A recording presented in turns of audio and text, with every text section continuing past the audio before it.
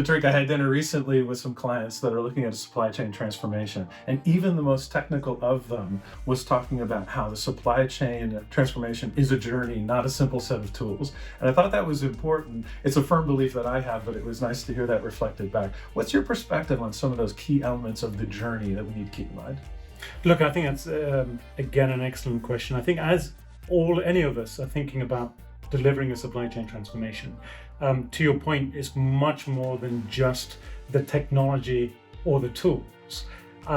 You need to be thinking about how you redesign and re-engineer your processes so that you become more effective, more efficient in terms of being able to deliver what you need to deliver to your patients, to the business, to your customers. But also looking at your structure, at your structures as well, right? Structures meaning where work gets done, how work gets done, who does it, and how, from a people standpoint, you drive the adoption of the new ways of working, the new tools, and so on.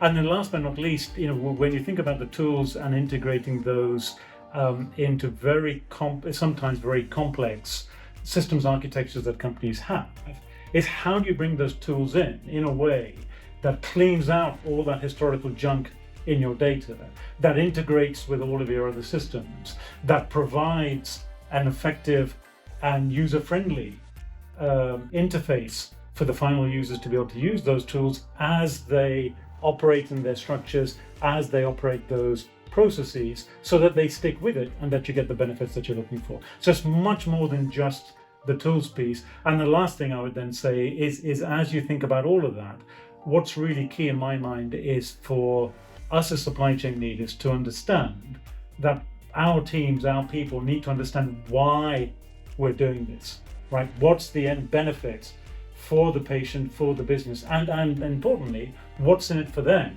as individuals who work in that supply chain or in that operation, and therefore why should they go along with this journey?